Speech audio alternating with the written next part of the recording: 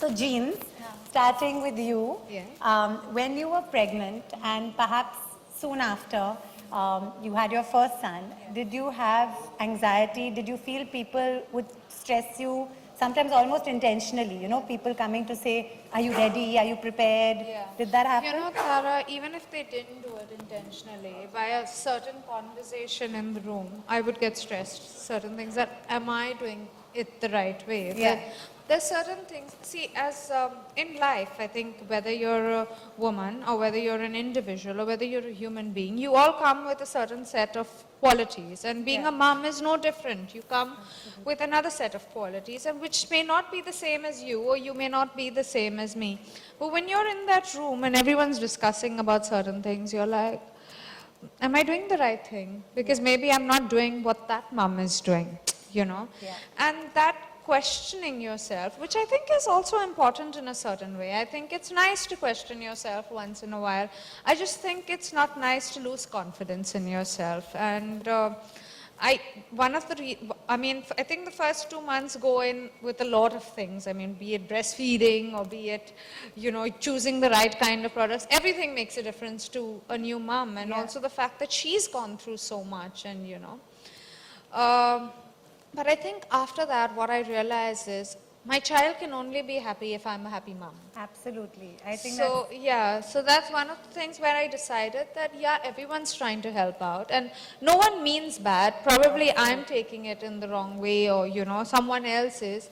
But I need to filter just like I would do in life. Like, you know, you get a zillion opinions even when you're an actor or even when you're not. Yeah. But eventually you have to do what works for you, and you will go wrong. It's not like you won't go wrong. There'll be days that you will do the wrong thing, but you'll correct yourself, and so what? That's what happens with being a mom as well. Yeah. You don't intentionally set out to do anything. I mean, I'm sorry, you all have loads of experience, I'm sure, but from my little 2.5 years, this is what I feel, and you know, I like feeling that way. I like feeling a sense of, you know. So may I come in here? Yes.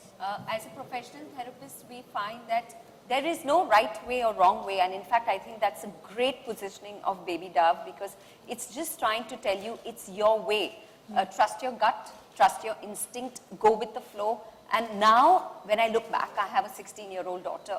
Okay, sure, I made a hell of a lot of mistakes, but none for the worse. Yeah. And it's parenting is just trial and error. Okay, You know, and the errors are not something which are indelible, which will permanently scar your children, or you know, be something where you will hold yourself responsible for the rest of your life. So one caveat which I tell all my parents, I said, you know what, we mothers are very grandiose. We think we are totally responsible for our children. We are not. And I think if you can go home with that message today, that we are not totally responsible for our children, all the anxiety will vanish. Yeah.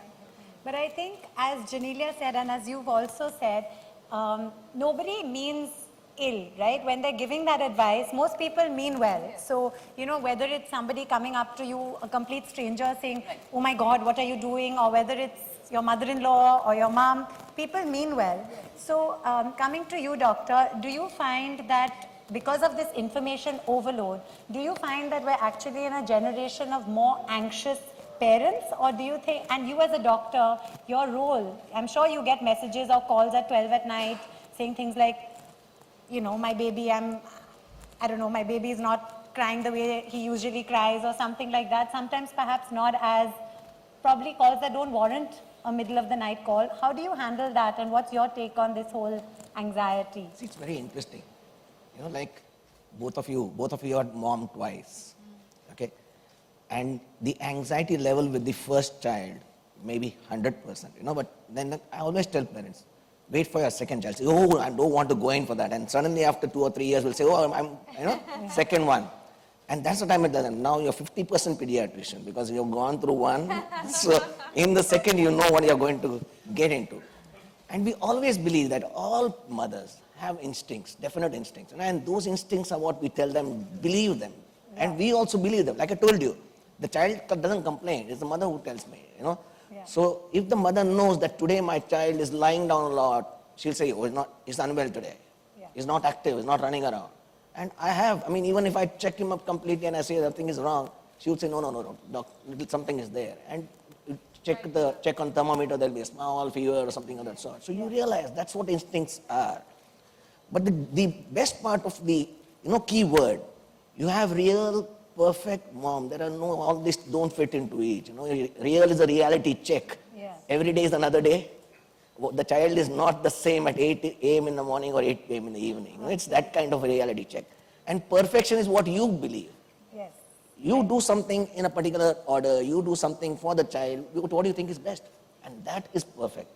Yeah. Otherwise, everybody would have been a doctor, everybody would have been an actor. That's something you allow the child to nurture on his own. So it's basically the child's way and the mother's way of nurturing the child, which ultimately matters. Absolutely. I think, again, it's a subjective term. It's much like what is perfection, what is success. It varies for each person. And I think for us in the whole entertainment field, you get asked it a lot, you're now a mother, your counterparts are number one. But you're like, but what is success to you? It may mean something different. It may mean being a mom as well as, other stuff. Precisely. There's no such thing as standard operating procedure. There's no SOP. Yes. You just allow the flow. Yeah, coming back to what all of you have said about, filtering the information and stuff, at the risk of being a little controversial considering I have a show in the parenting space, do you feel that there's a bit of an information overload when it comes to communities, blogs, shows, research, Google? Do you think as a new mom, do you actually look at all that, or do you decide that you're only going to listen to your mom and maybe yourself? Or do you have some trusted things that you refer to, like maybe books or? Tara, I think information is there because we look at it. So it's only there because there is a certain section that needs it. And I think why not? I mean, today I have help. I mean, I have my mom, I have my mother-in-law both there. But there are so many families that just have a mom, dad and their child. And they do depend and they do need a little bit of advice here and there. It's how much you filter, how much you don't. Absolutely. I think even when you're in school, you have a whole lot of things when you're appearing for your main exam, your SSC or your whatever, Yeah. And at that point in time also, there's like, do this test, do that test, but you do what you feel is going to help you. Absolutely. So in the same way, there will be loads of information, there will be a lot of things, and why not? Like, I read a lot, I read everything. I don't take everything that's there, and like Dr. Pai said, that it's very important to have your own instinct work for you. Absolutely. And that can only happen if you're confident and if you're happy. Absolutely. So if you somehow, like I remember telling someone, now I'm 4 months and I think I need to have a little bit of recreation. May not be like to go and sit in the park and chill, but just maybe, exercise or do something for yourself. Everyone was like, no, you're still feeding. Are you crazy?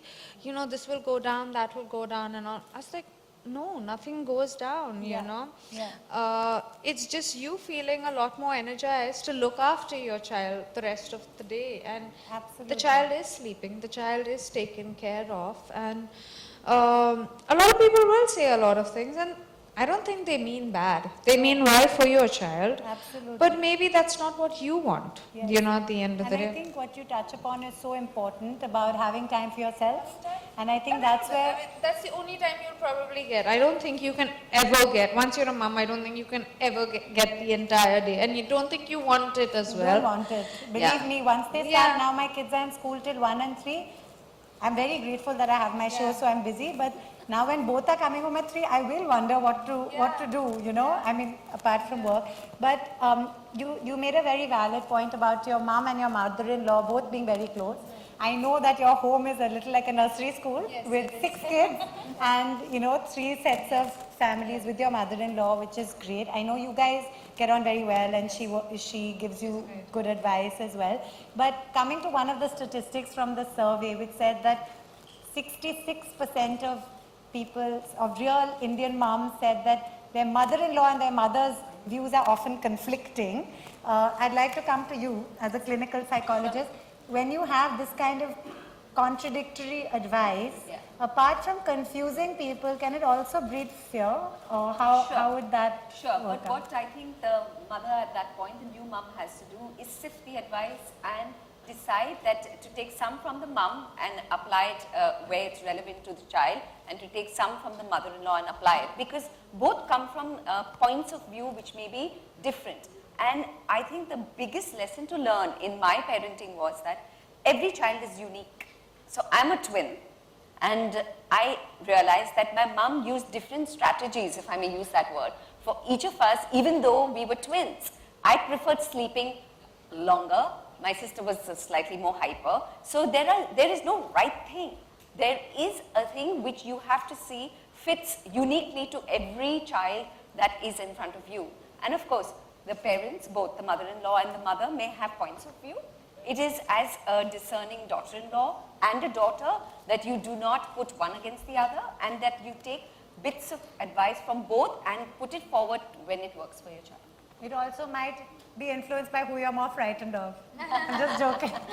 I'm just joking, but that's a, in an Indian context, we have more, most often there's more family involvement, right? I happen to be half Indian and half English, and I see the difference because my mom is English, and I see that it's a little different. My mom is, although of course she's been here 45 years, so she's quite Indianized, but I see my cousins in the UK, they kind of, it's more nuclear when it comes to the way they bring up. They may not have as much involvement, and again, it's each to their own. You take what you want from either. I think even the Dove data showed that I think Chinese are the most dependent on family advice, followed by Indians and so on. Yes, I think this is what's so interesting about that global survey, that you see the differences. Now, talking about, as a doctor, the concerns that people come to you with, I'm sure you have the usual, like Janelia mentioned, about breastfeeding. When do you stop? When do you, give solids? When do all those things that we've all asked? And I'm embarrassed to admit that I am one of those mothers who's messaged my doctor. Dr. Balsekar has had messages from me saying, do I do this or do I do that? But I think I've also learned to be a little chilled. But what are the main concerns that new mothers come to you with?